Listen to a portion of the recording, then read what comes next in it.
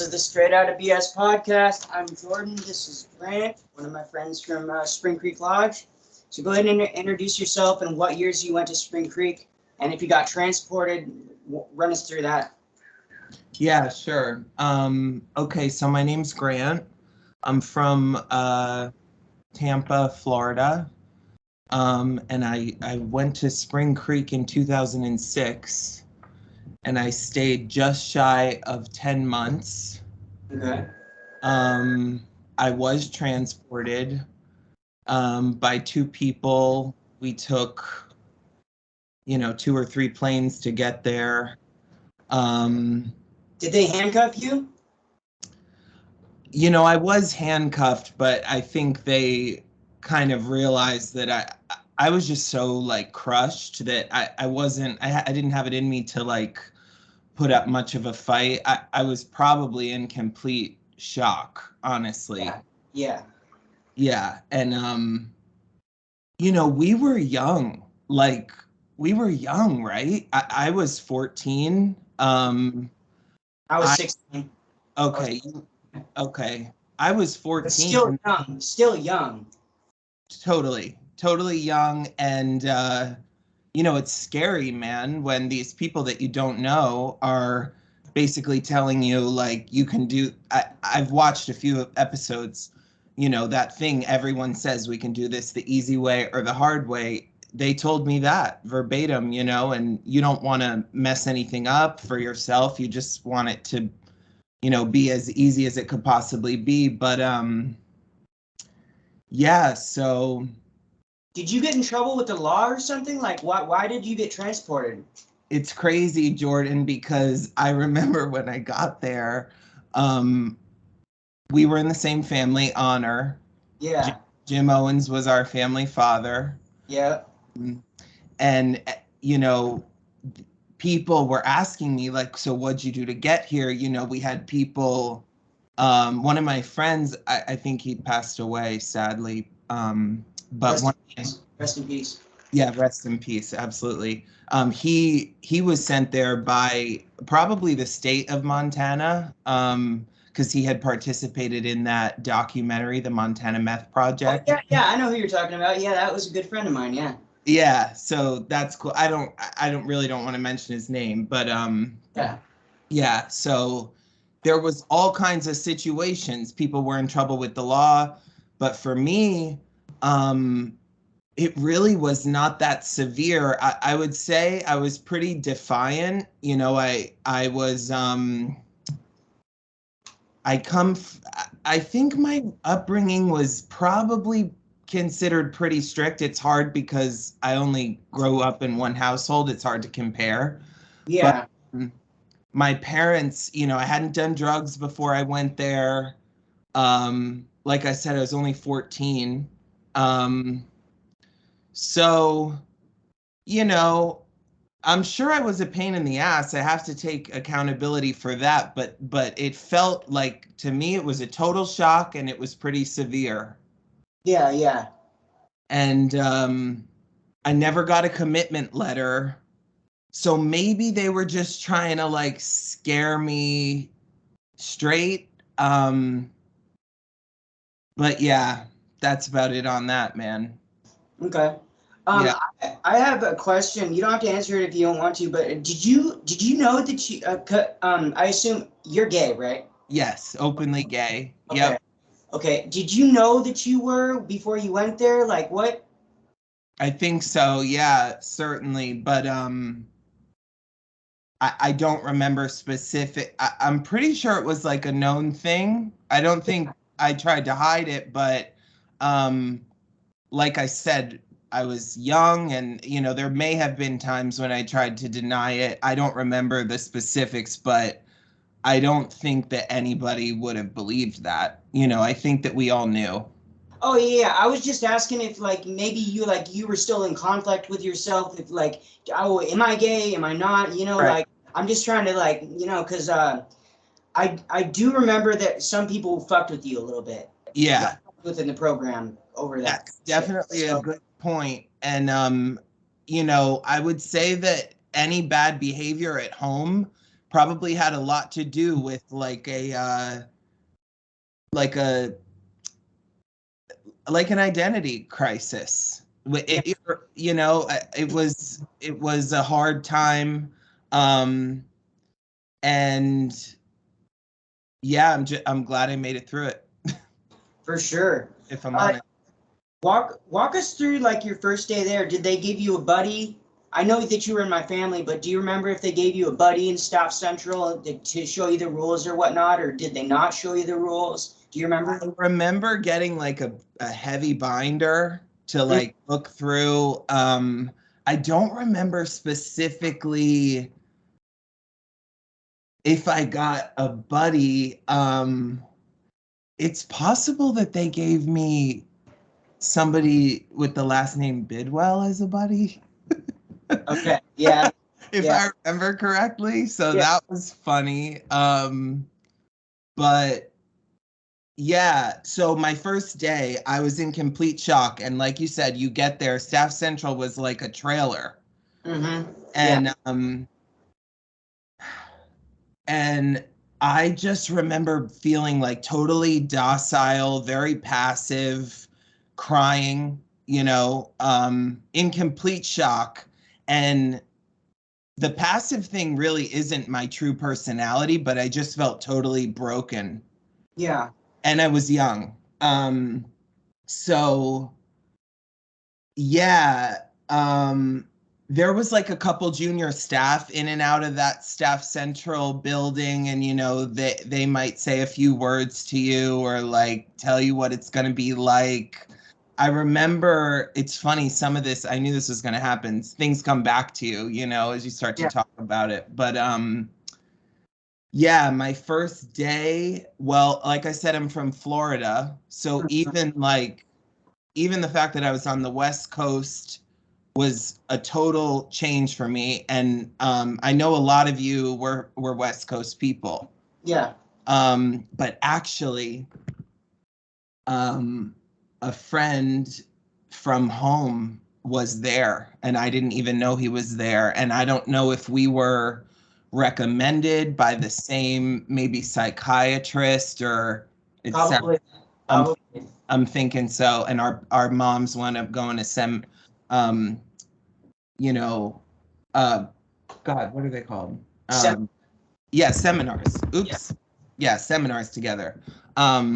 So yeah, it was crazy. And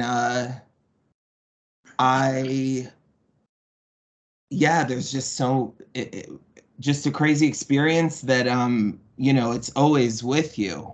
People ask me when like the Paris Hilton documentary came out, people ask like, oh, didn't you go to a school like that? And but truthfully, I don't talk about it much these days. Yeah, for sure. It kind of like, to me, I mean, correct me if it's different for you, go ahead and say, but for me, it's kind of just like, I don't deny it, and I don't push against it, but it's just not one of those things that like I talk to people like the average person about, because like, even if I did, like, how the fuck are you gonna understand really?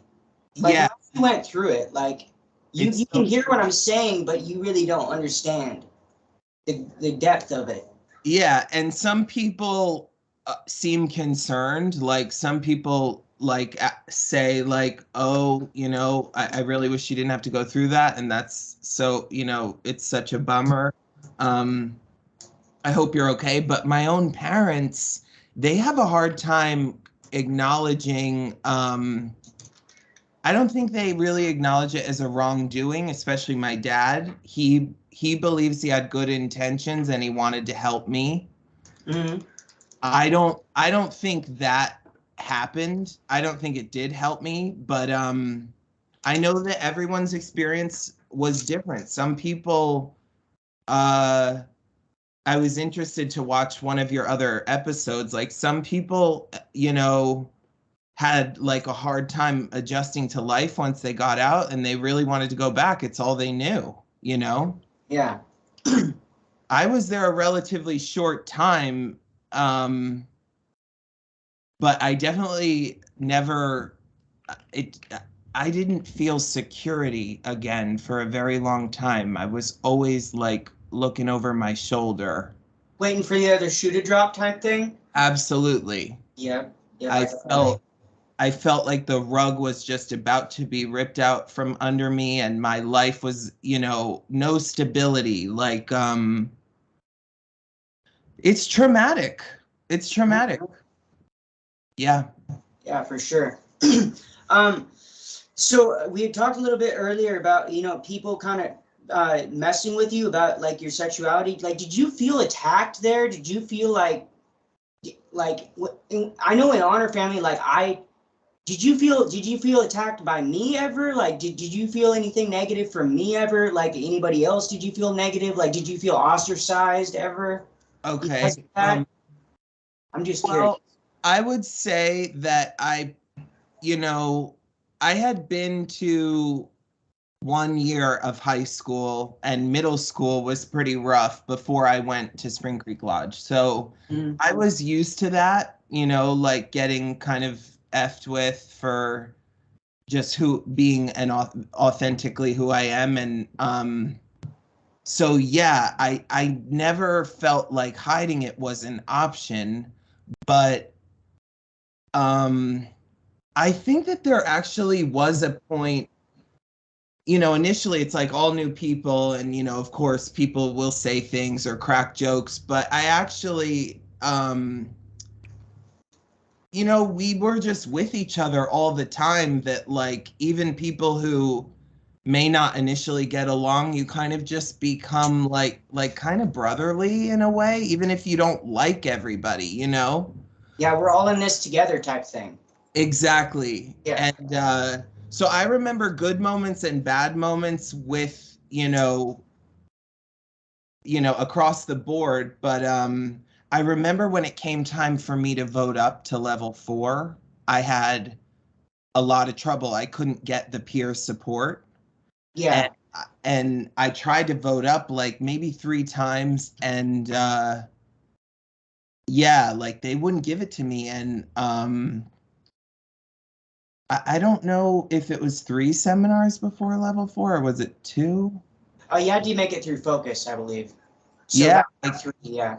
and I made it through all my, seminars the first time. And I can even remember during focus, because there was all this like emphasis on focus. Like if you don't make it past focus, you're just going to stay in the lower levels. And I was like, oh, F me, like I don't want to stay in the lower. I just want to do whatever I can to get out.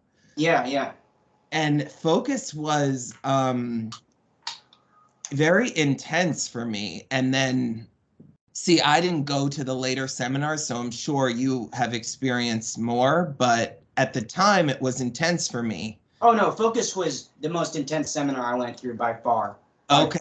Okay. Yeah, so exactly. And I remember walking up to Mickey Manning, and it was like, was it 3 days or 2 days? I believe focus was 3. I think discovery was 2. Yeah, so I was in the 3rd day at like past lunchtime, and I was like, Miss Manning, like I need to get out of here. Like, let me go, I just wanted to run away. And she didn't let me. She wouldn't let me leave. And I was so shocked because I had heard, I had been there for months at this point. So I would see people choosing out, coming back to the cabin with their head down, like all, bummed out. And when she didn't let me choose out, I was like, what is going on?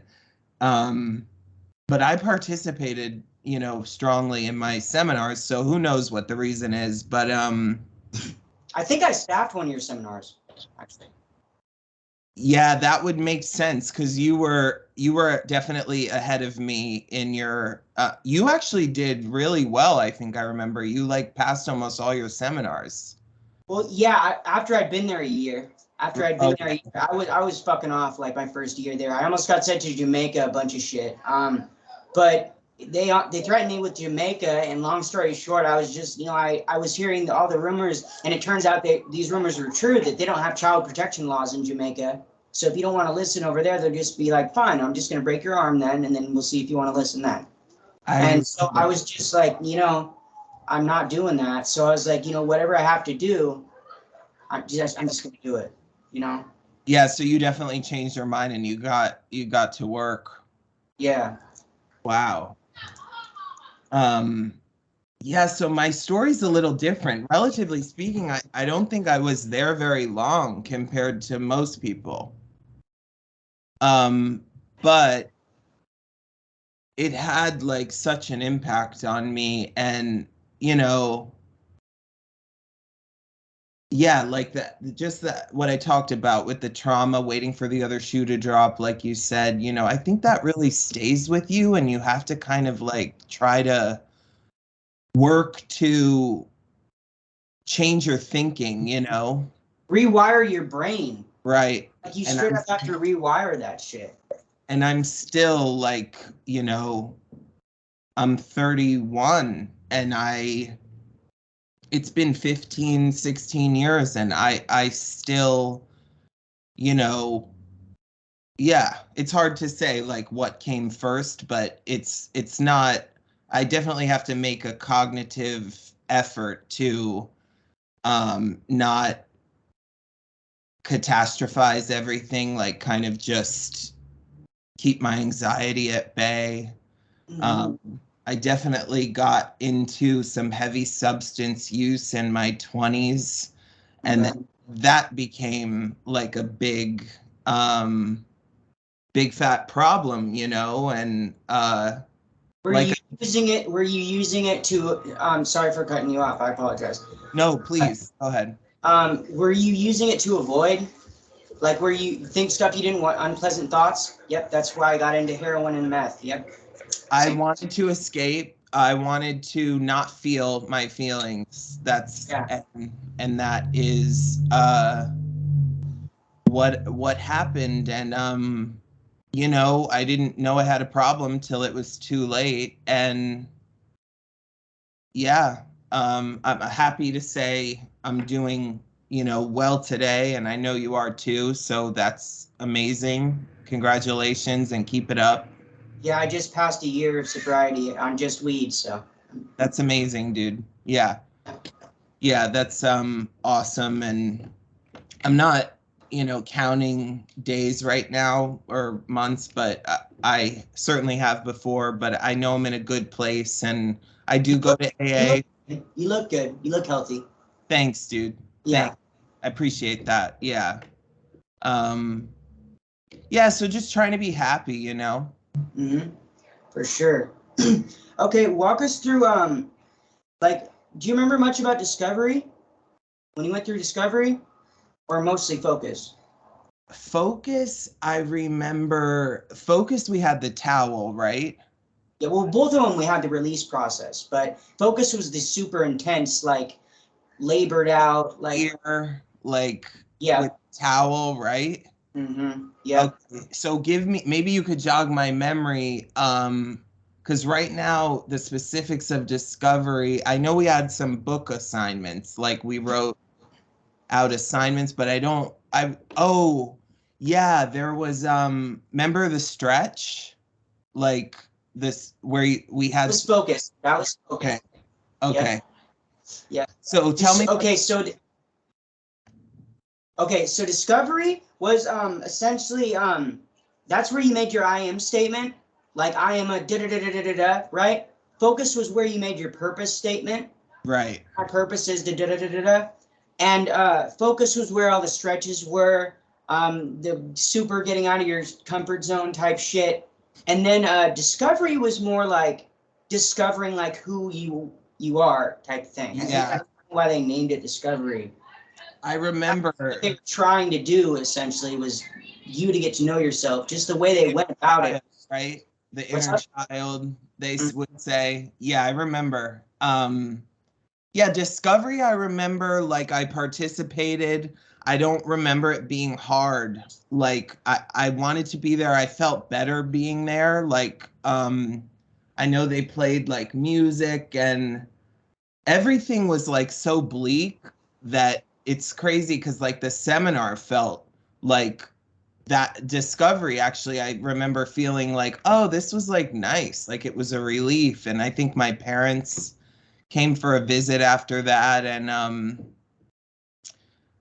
yeah, so I like knew they were going to be coming, and I had to get through this discovery if I was going to be able to see them and my brother. Mm-hmm.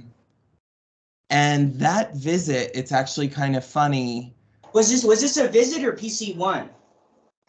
The first parent shot where you saw your parents for the first time in person, right? Was that what you? That would have been PC1, right? Yep. Yeah, I'm remembering it as a visit, but yeah, it was PC1. Wow. Well, it is kind of a visit. They come up and visit with you and do the whole thing, so I can see how you got it confused. Yeah, totally. And like I said, I haven't talked about this stuff in so long, and I know that you really like have it all in your mind, but well, not all of it, but I have I have a good amount. I have pretty good. Yeah. Yeah. And you've always been like smart. I remember that about you. Yeah, so gosh, when my parents came, I remember like the little thing, like I tried to vocalize like I need to get out of here. Mm-hmm. Without saying it? Yes. Yeah. Because, they get that whole thing like your child will manipulate you, and that means they should just stay here longer and blah, blah, blah. Yeah. So I remember that like up past the Hungry Horse, there was like or by the Hungry Horse, there was a like a fire pit. Yep. And I was around that with my parents, and we had been like out. We went to like get a meal or whatever they let you do for a couple hours, and then the visit was wrapping up. And my dad, I don't remember what I said. I know that my mom is not a disciplinarian. My dad is, and it was his choice to send me there. And my mom, she just would like let him speak. She would refer to him, and he was very angry, very mad, but it wasn't too long after that he did pull me. Yeah, so I don't know. I know that the voting up thing was that scared the shit out of me. That was like, I was like, what am I going to do if these guys don't let me vote up and they don't want me on the junior staff? And I don't even care, I wish I didn't have to, but that was like the program, so that was so scary, dude. I can't remember, like it was in some big room and we all had to like stand up, and people would they would tell you like why they think you're not ready, or and it's like, holy cow, anybody could really say anything for any reason. Yeah, if they just don't like you, they'll just, that happened to me on level 6. Right. Because level 6, you can't have nobody stand for you at all, because it's level 6. You're about to, that's the last level. So Yeah. every fucking time, just one person would stand up, and I was like, I'm about to leave anyways. Like, why does it even matter? Dude. Like, so did you actually, like, you graduated as a 5, or how? Yeah. I graduated as a 5. I was the last person to graduate from there. I graduated with Pat Garvey. Remember, really? Yeah. He actually, funny enough, we had the same counselor, so Pat and I would go like to back visits, but he was like very reserved. Yeah, so he wasn't like very, he was kind of funny looking back, but I remember like feeling like he wasn't very nice to me, which I was gonna point that out. Yeah, he kind of gave you a bunch of shit. Yeah. Exactly. Yeah. Yeah. And there were people who talked shit, but I also had friends, and there were people who I became friends with once we got to know each other. We were all like just kids, and everybody's fucked up, but I being gay in that environment was, you know, interesting, difficult. You know, we were like was there 40 of us in that cabin? I believe it was 30. Okay. I believe it was 30 on each side. So remember, you had the cabins and they'd be split down the middle, right? And then later on, well, actually, when you first got there, we had the 4 families, right? And then I think later on they split some of the cabins to make room for other families. Yeah, we had both sides when I was there. We Yeah, had that's what it was. That's what it was. It was and A1 and A2. Yeah. Yep. Big Al was our and we also had, was his name Tyrone? Yep, Tyrone. Yeah. Remember Tyrone? Yeah. We all had like you know, it's funny because like you just survive, you choose to survive it, and like there were moments that were not horrible, you know, but overall I know everybody's got like a different take, but I think that like what I would say my position is that, you know, I wouldn't want to do that to my child. Yeah. Yeah. I don't think it was right. Yeah. Yeah. For sure. Right. I feel you on that for sure. Mhm. So let's see. Walk us through like what was the craziest thing you remember seeing there, man? Like Oh gosh, the craziest. or hear or heard about. Well, I certainly heard about the deaths.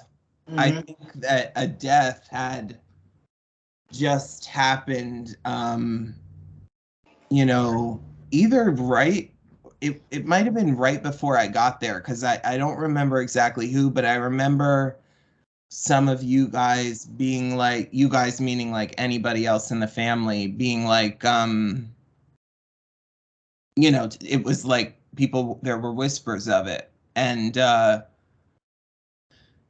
yeah, like I remember like wrapping my head around like the locking of the shoes.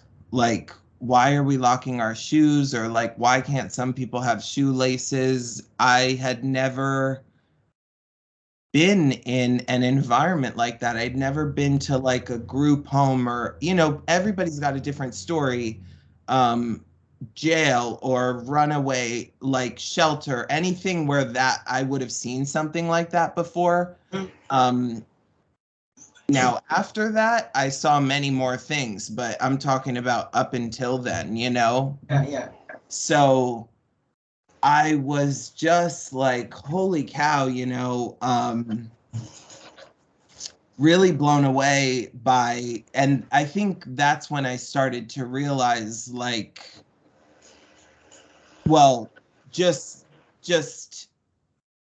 the situation I was in. It took a minute to really sink in, but yeah, so some other crazy things that I saw or experienced were, well, I went on this trip. My parents, like, they paid for me to go on the wilderness trip.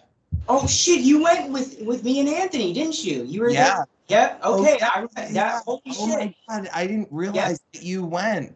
Yep. You remember Scott Hadley when Scott Hadley booked it? He ran away. And Yep. he had like lived close to the town. He knew like, but we were scared because even though he was like a seasoned hiker. Yeah. Oh my God, Jordan, I forgot you were there. Now I remember. That's crazy. Yeah.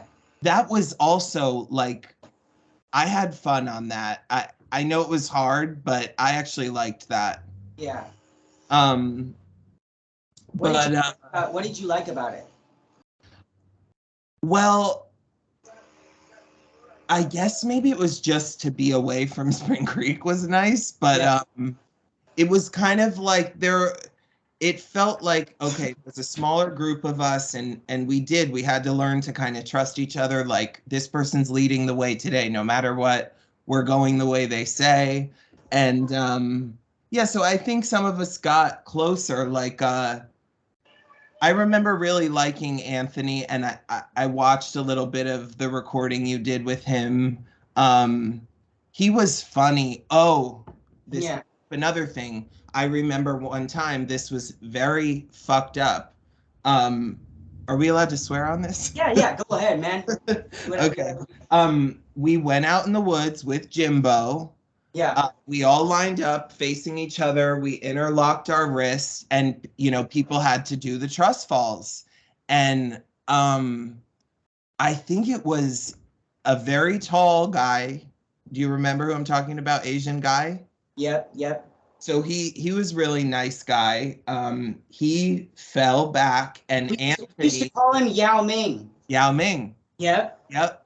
Anthony banged his head into the person like who was standing across from him, and I'm telling you, I saw like the brow bone. His head was gushing blood. He must still have a scar to this day because it was like and he handled it really cool. I would have been pissed if that happened to my face, but he was like not, I mean, I'm sure it hurt like hell. His forehead split open like over an inch. So there was some of that where it was like, why do we have to do this? Like the kids, but I understand the exercise and it's a good experience. I just feel like a lot of what happened or went down, it wouldn't fly today. It's like, No. it would not fly in today's society. You can't do that. Well, it's still happening though. There's still schools that are doing shit like this. I hope not for long, dude. I don't like the thought of that. Yeah, I don't like it either. Well, that's one of the reasons I'm doing this. I feel like education is the best fucking tool for change. If you're not educated, if you don't know what you're fighting for, then and not educated on it fully, like you're not gonna have that many changes. But if you're super educated, no, fuck that. Here's what happened. I know this for a fact. Here's the backup documentation. Like we're gonna fight this until we shut them down. It's true, and flat out, I want to make it very clear that like what goes down there is totally wrong, but it's so hard to get out of the programming that like we were taught, like you need to be accountable for what you've done, and this is a result of your actions. So even as I'm speaking here, I'm thinking like it's hard for me to even like say like just how wrong it all was, I mean, but there's just no question. And I know that we were a gang of like misbehaved kids. But I don't know that that's, like a novel concept. I think that kids are misbehaved. Especially teenagers. Exactly. So, I know that what I really it's easy to look back because they say hindsight is 20/20, but like my father, he's very hands off. Like he wants somebody else to take care of whatever problem, and he was a hands off parent in that way. So yeah, and he did the same thing to my brother. Granted, my brother went to a school in Maine called Ironwood, and it was not part of, tell me the name of the schools, like the seminars. What was it called? So you mean the umbrella company that all these? Okay, it's the Worldwide Association of Specialized Programs, but the acronym for it is WASP. WASP. And then or T.T.I, Troubled Teen Industry Schools. Yep. Yeah. Yeah, so I don't think that it wasn't a WASP school. It was nice, they cooked breakfast together. They did like it's called like equine therapy where you like talk with the horse. Yeah, so it was, but my brother was miserable, and this was only 4 years after me, and I remember I had my own life by then. I was like not living in my house, but soon as I found out, I was like, pleading with my parents, like, you got to get him out of there because this is just messed up, and anyway, so yeah, you had asked me like what the most messed up thing was, and I know I highlighted a couple things that come to mind, but you know, when I think about like the way we were controlled, you know, like talking on speakerphone across the room, Yeah. and we were locked in, you know, everybody had their like fobs to open the door or their cards or whatever. That is just I mean yeah, it's just like really a messed up concept, dude. Not cool. It's like, it almost feels to me like we were animals to them, like cattle. Almost. Yeah, You know like what I mean? Like, they don't want us to die, but they, you know, it's pretty miserable. Like if someone wants to kill themselves, they're gonna get put on a black cloud or something so they can't talk to anybody, as opposed to getting a fucking therapist. exactly, they need someone to talk to them, you know? Yeah.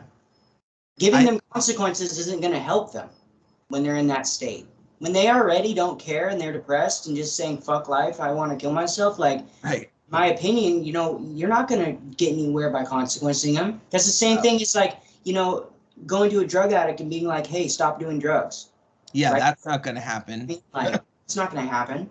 Like, I remember I dropped after Focus, and I don't know what I did.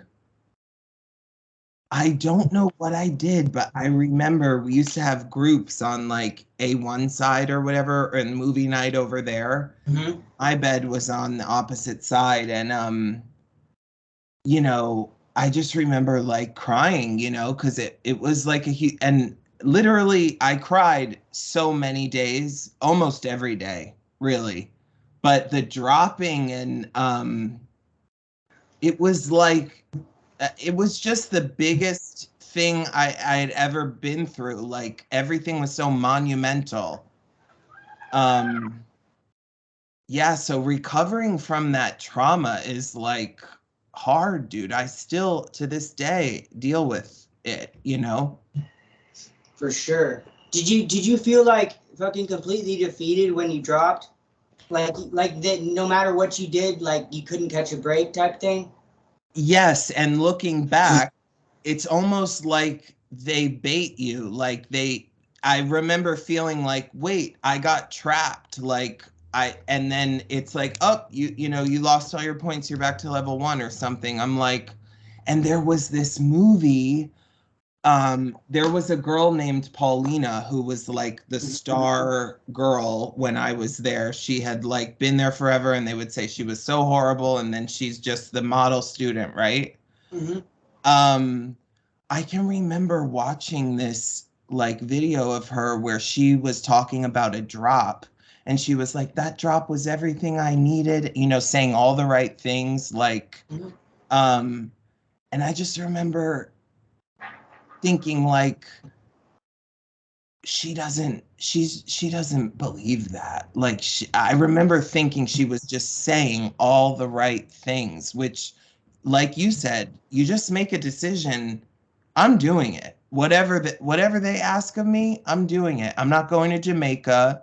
I'm, you know, Yeah. it, and I can't speak for her, but my impression was that we were, to varying degrees, the longer you're there, it's a brainwashing thing that goes on. The whole thing is brainwashing and mind control, and there's bits of MK Ultra and Monarch programming in there. That's all I'm going to say. Those words I'm not going to go into deeper because there's people with deep pockets, and I'm Right. talking like they own the world type shit that are involved in this kind of shit. So I'm not going to say anything more. Right. Just know that these places do that. They do use those kind of things to Yeah. get. And they weren't like brilliant people running this place, but we were just kids and there was a lot of them and they kept us in check. And I remember one messed up thing that happened, like well, it might not seem like that big of a deal, but you know how we used to walk like heel toe? Yeah. Mm-hmm. Um whoever was behind me, I'm not going to say who it was because I'm pretty sure I know, but I'm not for sure, but they spit on me, like Dude, directly I remember that. on the back of my neck. Yeah. That shit. I don't even really remember right now who it was, Jordan, but that doesn't really matter. But yeah. Wow. So Did they get consequence? They got consequence for it, right? They got like a Cat 4 for it. probably. I don't honestly remember, but I remember, holy shit, like I felt like totally like dirt, like total shit. Yeah, Um that's fucking low, dude. imagine like That's like lower than punching somebody to me. Like yeah, spitting on somebody, bro. Like that's yeah. not like, bruh.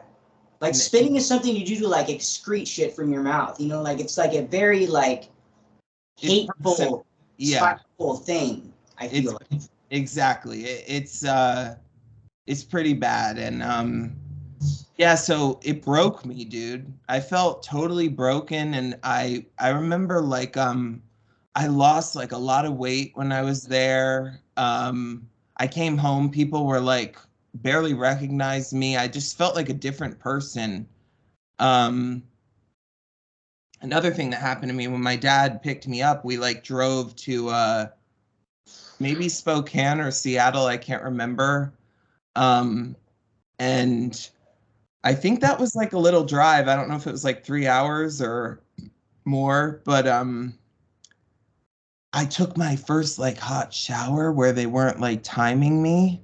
Yeah. I passed out in the shower. I like hit the floor because I wasn't used to it. Like, yeah, it was crazy. Was there part of you that was waiting for somebody to come in and consequence you for it? In the back of your mind? I can So you shut the remember camera off?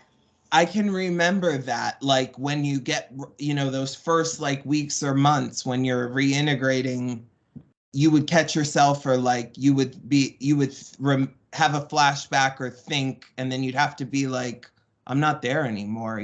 But it was crazy because I came out, I was like, I think just about to be 16, and you know, I remember like I'm almost gonna be an adult, but you're still so scared that like something could, even if it's an irrational fear, you just are forever changed by that transporting, the middle of the night, ripping you, or early in the morning, ripping you out of the shower, basically, that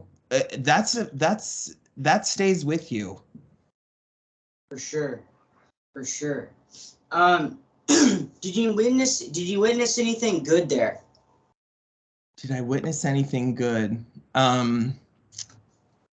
Yeah, like I said, like I can remember when we had kitchen day, when we would go to the kitchen. Um, there was a woman named Miss Gloria. Love her. Me too. Did you know she passed away I recently? did not know. Damn, rest in peace. Yeah, rest in peace. She would have had a good long life by that Yeah. point. But she would sing, and I remember just, you know, how special it was to just work in the kitchen and feel like it was a little reprieve. Miss Gloria was singing. It felt like being with your grandma or your mom.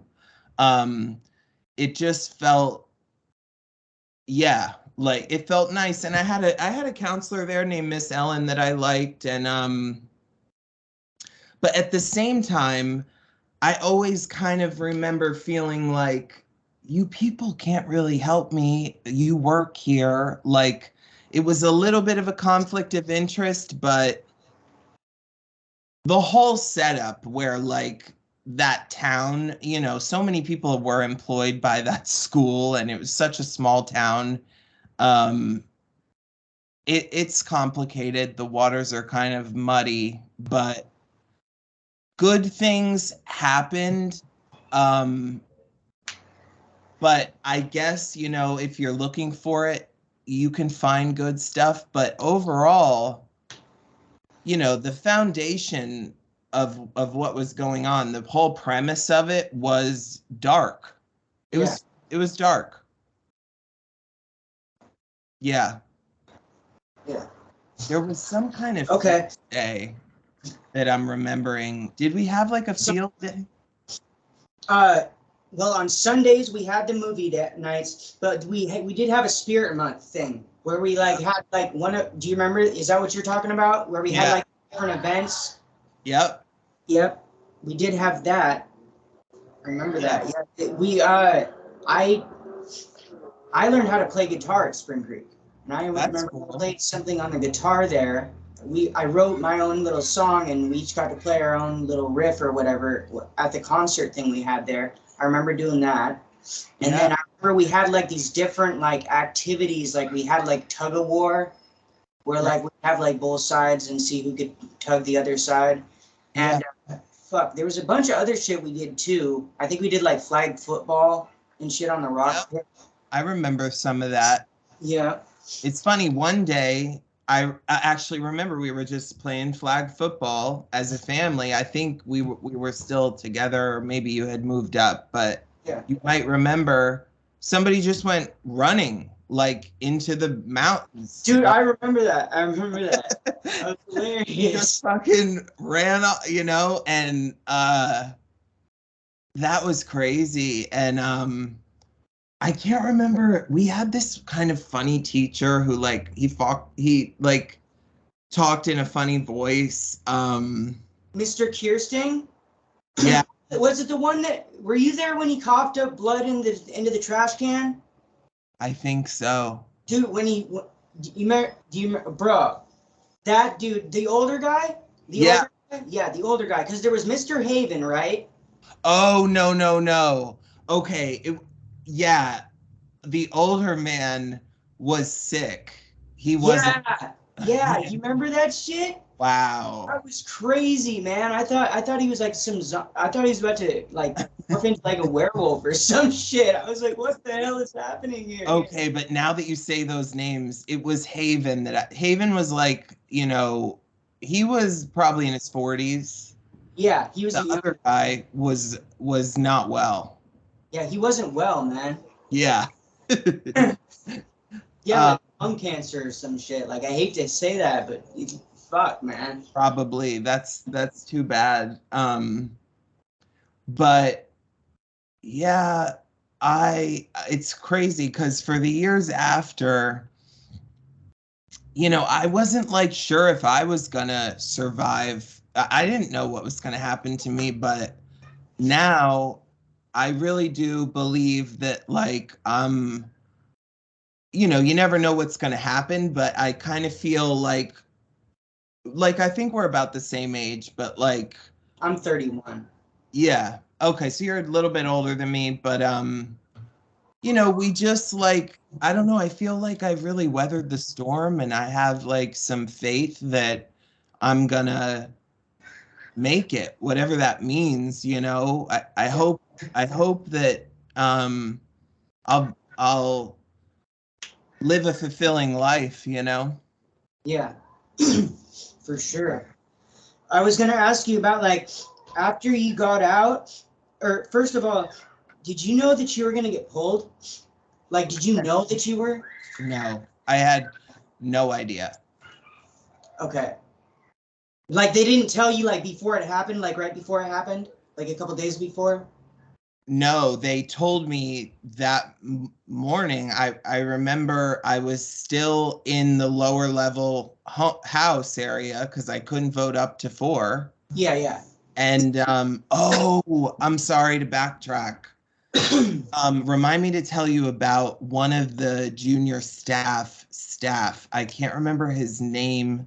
He was like a gruff guy and he was older. Mr. Dave. Mr. Dave. Mr. Yes. Dave. My dude. Because I had a big incident. You love him? We had a little bit of an incident, him and I, but people loved him.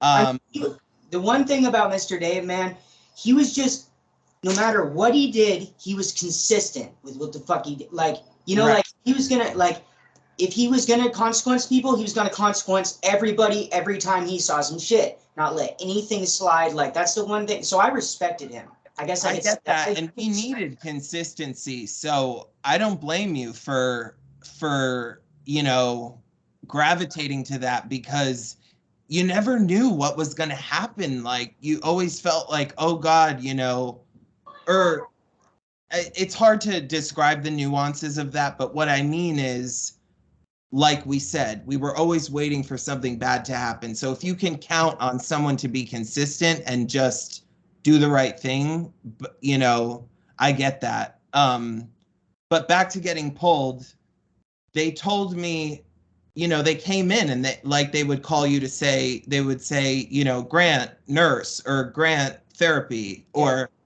I was like, what's going on? Because I knew I didn't have anything. And they said, you're getting pulled. And I was in total shock. Walked into the staff central, and my dad was in there, and I was just like, complete shock. I gave my bed, because I had a mattress pad, which was like a big thing. You know, I remember you had some nice stuff from your family too. And yeah, I gave it away, and I just never, I don't know what I thought was going to happen, because like I said, I didn't get a commitment letter, but I did not think I was going to get pulled. Yeah, that's crazy. I think that what happened with Mr. Dave might have had something to do with it. I don't, basically. So what happened with him?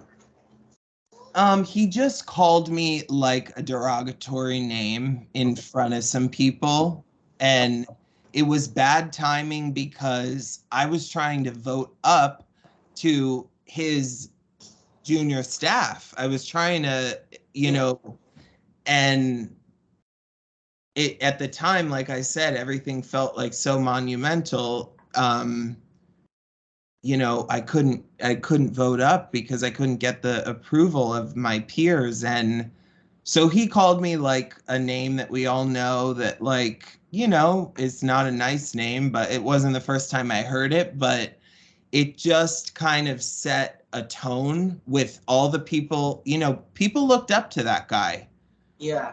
And I needed some. I didn't know that. Yeah, I needed somebody to kind of like, you know, because if people see someone they respect doing that, that's in charge, you know, it just made it hard for me.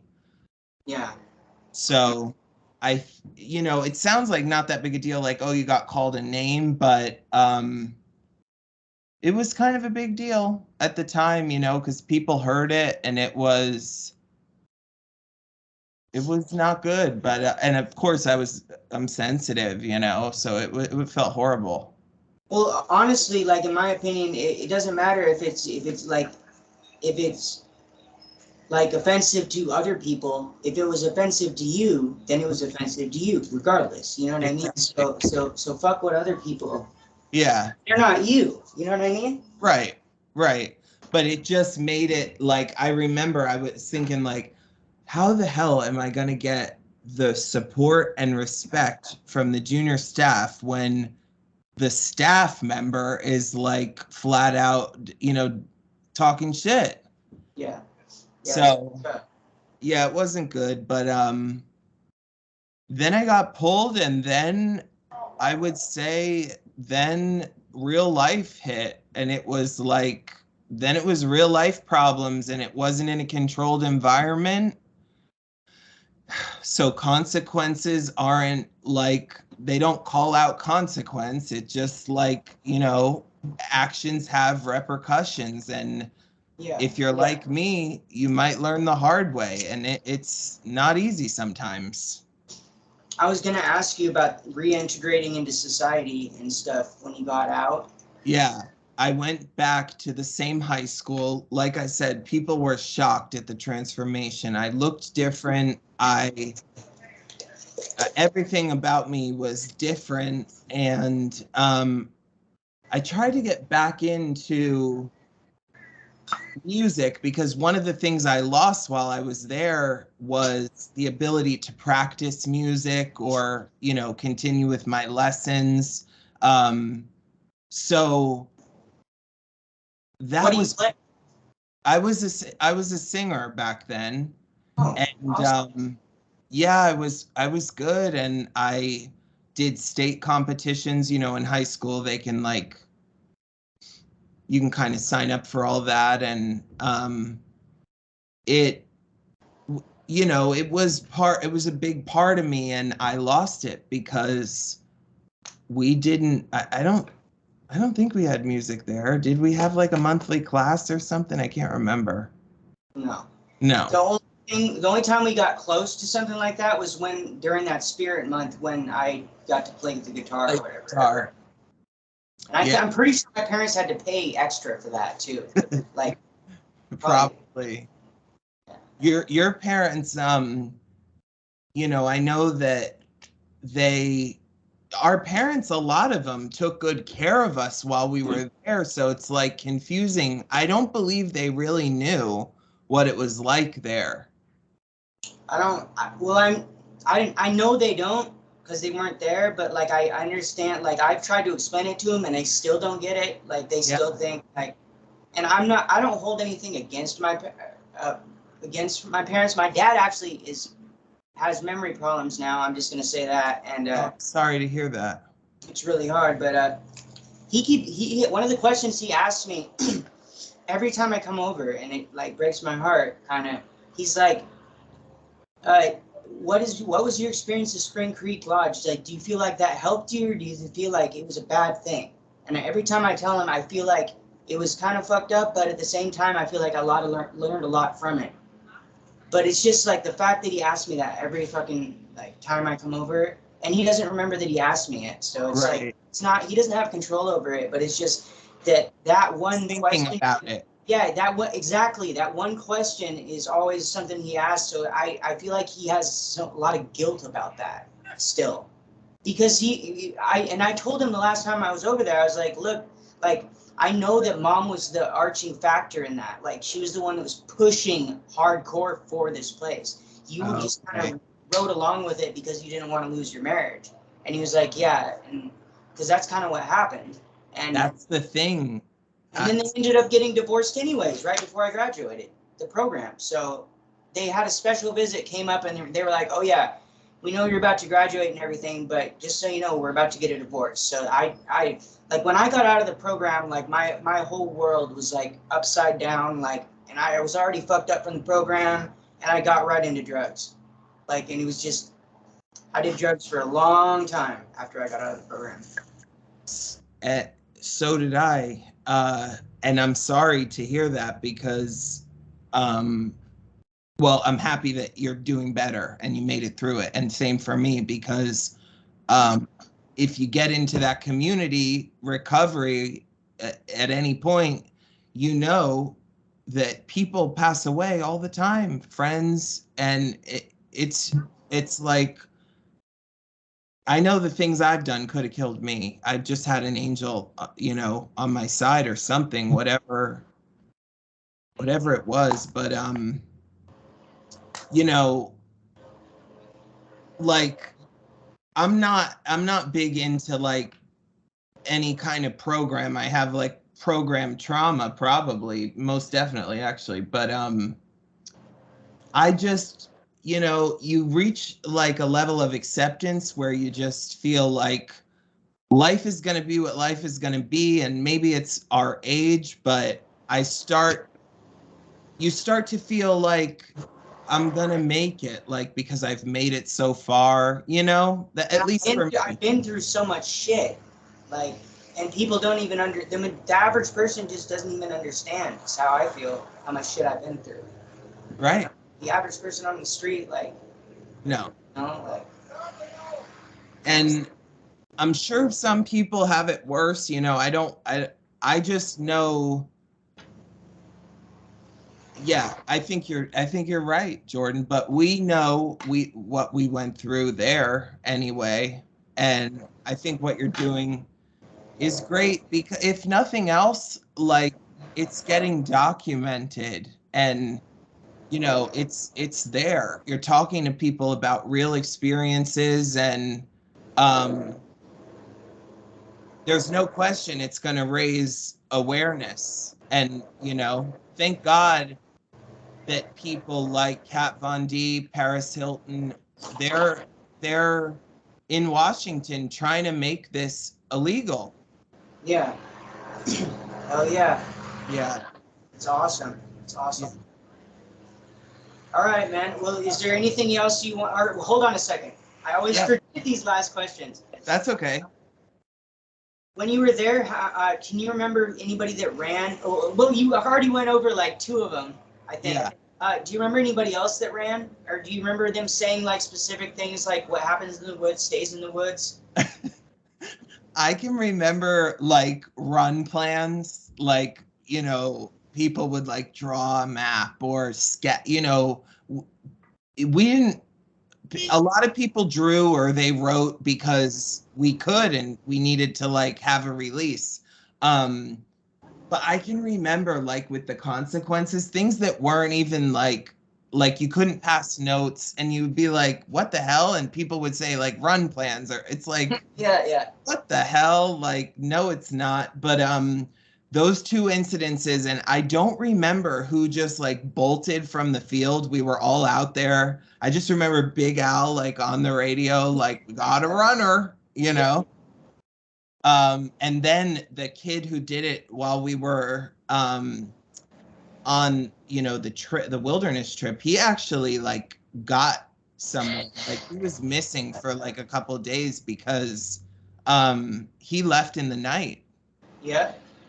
Yeah, man. He might have made it if they didn't, but they sent everybody after him, man. They had like the canine unit, all that shit. That's crazy. And yeah, you hear stuff like that, like they're going to send the unit and everybody in the town, which is small, knows to like report you or we had that uniform. There was another guy named Cody that he told me he was pretty successful, or he definitely tried to run a few times. He was like a tall, thin guy. He was above us. I don't know if you remember him. Yep, I remember him. Yep. Yeah. Yeah, No, so he did run once. He did run once. I remember that. Yeah. Well, there was a staff member named Cody. That's not who I'm talking about. Yeah. That's Cody Knight. Right, I'm talking about Sweeney. Yeah. Yeah. Wow. So, yep, that's about it for the runners. Yeah. Okay.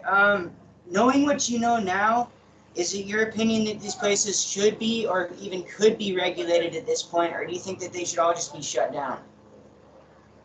I think they need to be shut down. Absolutely. And maybe there does exist a boarding school that isn't abusive. I'm sure that there probably does, even though being away from your parents in an environment like that is not ideal. And I think it's like it just creates the environment for shady shit to go on, and just, I don't know. Shady shit went down. I think. I mean, for me, it definitely did. So yeah, no question. I don't think there's behavioral modification or whatever it was called, behavior corrections facilities. They are they need to be shut down. Illegal. Yeah. I agree. Yeah. I also wanted to ask you, and you don't have to answer this either if you don't want to, but did any staff ever like try and come on to you inappropriately? Did anybody there try to come on to you inappropriately? Did any of that kind of shit happen? Did you see it happen to anybody? Yeah. So yes is the answer. And I can remember there was one other gay guy. He was in a different family, and we actually are friends to this day. I keep in yeah, I keep in touch with him. He got there just a little bit after me. So we have hung out like in post program, like just, and so that was really cool. But I can remember that he wrote an article, and he interviewed me, like this was pre-Skype, but it had to be like at least 10 year, maybe even more years ago, about my experience at the program, because he knew some things that I confided in him, and he used my name in this article. And I remember thinking like, oh my God, I didn't know that like this was going to come up on Google. I felt so exposed and like nervous. I remember I answered his questions like in the Messenger chat box on Facebook, like maybe even MySpace, like way back when. And so I just didn't think about it. And then, I'm sure if you did some digging, the article would still be there. But back to your question, I did experience inappropriate behavior. Well, yes, from both staff and other peers. Okay. Yeah. And it's funny because like it's just the situation, like the fact that we were all in there at that age, like your hormones are crazy and we were like caged animals. You're totally right. So those experiences, they aren't like, they were not the worst part of it for me. That's what's crazy, is like that it was just, shit happens. Yeah. For sure. Yep. All right. Well, is there anything you want to add to your story, or that you want people to know that maybe are thinking about sending their kids to a place like this, like anything Yes, like that? if you're thinking in 2022 of sending your kid to a place like this, I would strongly, strongly advise you to rethink it, and to actually, as hard as it may be, I know what I was longing for was somebody that loved me, to tap in and pay attention instead of like get rid of me. I needed somebody to tap into me, and and I know it's difficult, and I know that if you care about your kid, speaking from experience, this will cause, like, you can't really measure the consequences of what this can do to somebody and your relationship. The resentment between my dad and I, it does go both ways, because my story didn't end with Spring Creek. A lot happened after Spring Creek, and I was very angry and resentful towards my family. It was the opposite for me. My mom was kind of just let it happen. She let my dad take the wheel. So I just, I would really, really implore people to not send their children to a place like this. And what was the second part of what you asked me? Well, I had a mid question. Yeah. How's your relationship with your parents now? Have you forgiven them? Do you think you would be even capable of forgiving them? How is it for you? So I struggle with forgiveness, and I work on it, because I don't want to feel those feelings. They're bad for me, and I have trouble letting things go. So I have worked at forgiveness, and I think that the biggest thing is that I know that I need people's forgiveness. So I try, it's been a long time coming, but I have tried to let go of a lot of that resentment. And, you know, I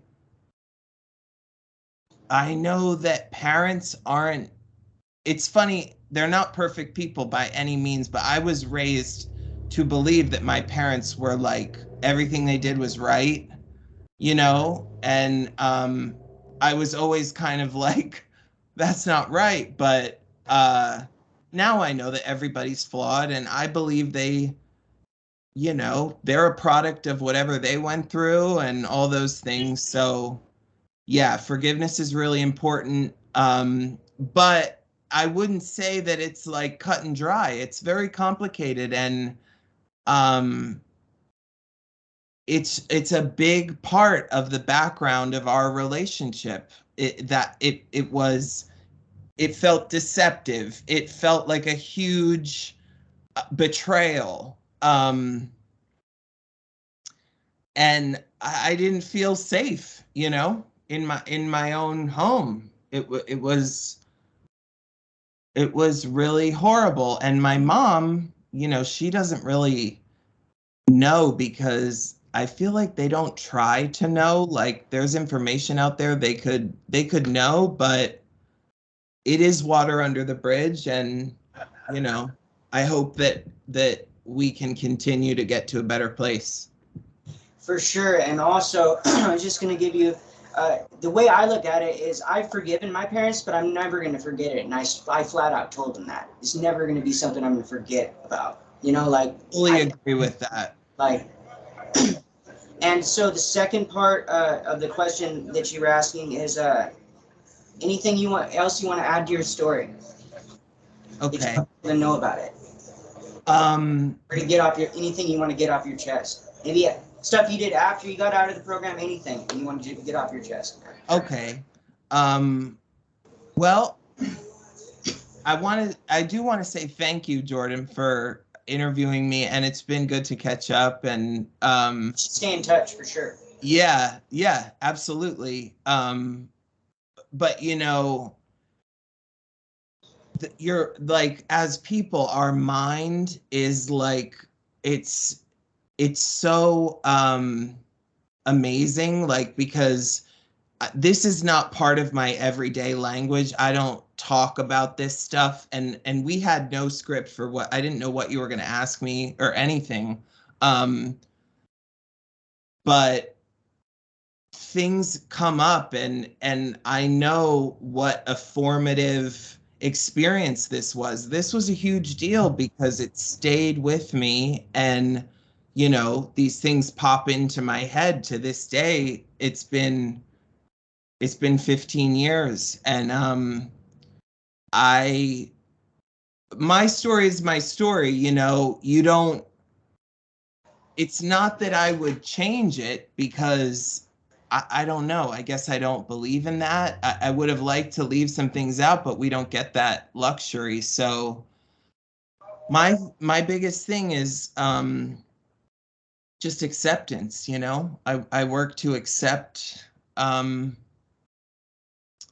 you know, things as they are, and that's it. Just I believe that there's got to be another solution for people who are struggling inside of their home with their kids, because this is just not, I just hope that this stops, you know, for good. For sure. And hopefully, just as a society, we can just start raising our children better too, so they don't, so that places like this wouldn't even be quote unquote needed. I totally agree. Yeah. And you know, being a parent, you know, hats off to them, because I know that it must be incredibly hard. But that abandonment and that betrayal is just, it's so hard to get beyond. And it's almost like, you know, I know people who never talk to their parents, you know. Again, basically they basically can't, they never got to a better place with them after all this stuff. So it just, the consequences they're forever. That's the thing. It's like, this is always going to be a part of who we are. Mm-hmm. For Yeah. sure. Yeah. All right. Well, is there anything else, brother? That's it, dude. Thank you so much. I appreciate it. Yeah, no problem, man. If you ever want to do part 2, or if you remember anything else or whatnot, or if you just want to shoot the shit about the program, we'll do part 2. Okay, thanks, Jordan. You have a good one. Good talking to you. Peace, brother. All right, bye.